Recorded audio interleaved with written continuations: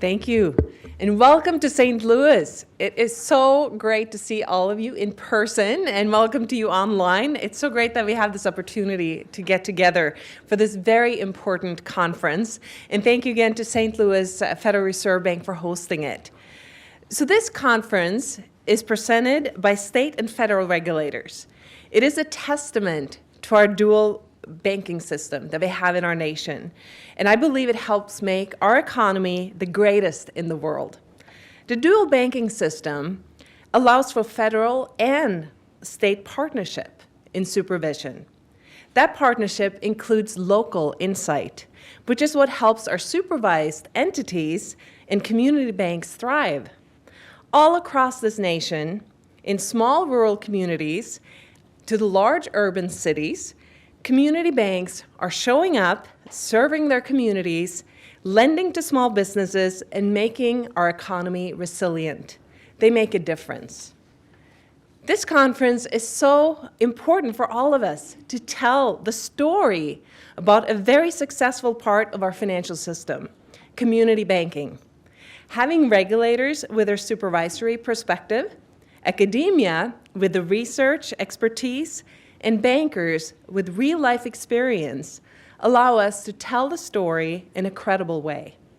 It quantifies the stories we all know well with data and research.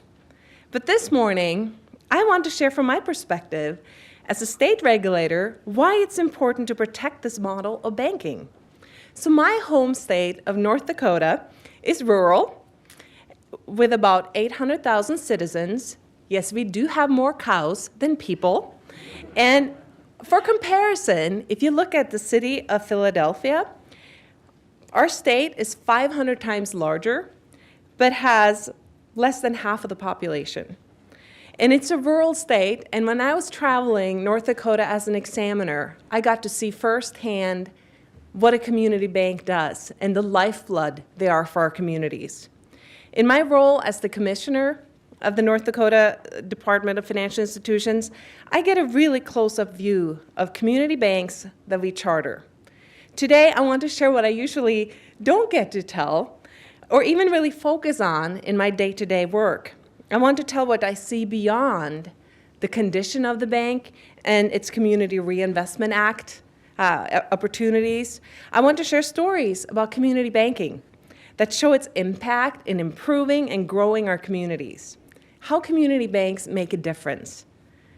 Community banks, they often help to ensure the community will have basic amenities that so many of us take for granted. Sometimes in North Dakota, daycare centers and hospitals are there because a community bank decided it was worthy of their investment in that local community. Or they might be the ones that are responsible for us having a high school sports venue. They're the ones that would finance the construction and contribute time and effort for that to be in the community. And sometimes their involvement is not as obvious. And I know these firsthand from phone calls. I call a banker and he's not there. He calls me back because he had to go and man the gas station and help fix the gas pump when the owner was away. Or this other banker, she called me and she was frustrated because one of her customers needed a fishing license, but he didn't have a credit card to get it online. So she used her credit card to make sure that her customer could go fishing. I also know a couple of banks that encourage their staff to contribute to be a part of the giving community. While Bell Bank is now a large community bank, they have made a big impact on the communities they serve for years.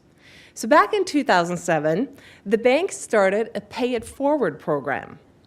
Every full-time employee of Bell Bank receives $1,000, and every part-time employee receives $500 to give as they choose to individuals, families, and organizations in need. Employees give to charities of their choice. It could be the local humane society, the homeless shelter, or maybe a neighbor next door battling cancer. And that means in every community bank with a Bell Bank employee, money is distributed to people who need it.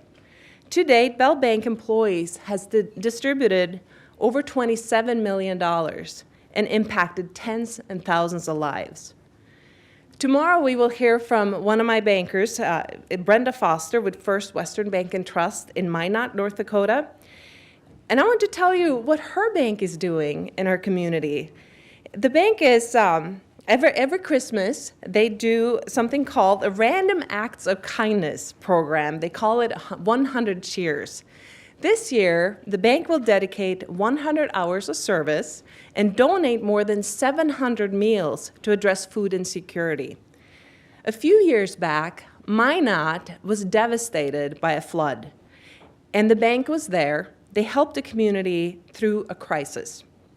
So talking about a community in crisis, I also want to call out a banker who is not located in my state, but in the great state of Mississippi.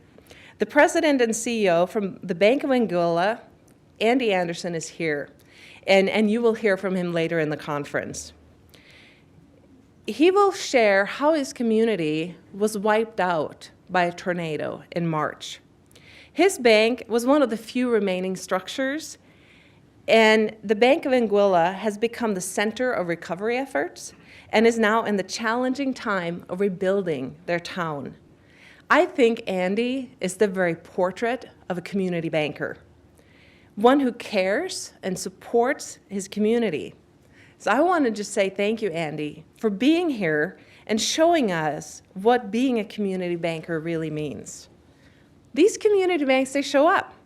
They know their community, and it is up to all of us to share their stories. In a society so divided, we need reminders of what it means to be a community together for a purpose, where differences can be put aside, where we focus on the things that brings us together and move us forward. And I believe that this conference is just that, where we get to learn more about the various aspects of community and community banking. As regulators, we have an important role. We have to think about how our policies impact these banks. Are we issuing more red tape instead of working with what is already in place? Increasing a community bank's paper burden does nothing for safety and soundness, but it does add to that community bank's challenges. And I think we especially have to consider this as we respond to the regional bank closures earlier this year. We have to ensure tailored supervision. There is no one-size-fits-all.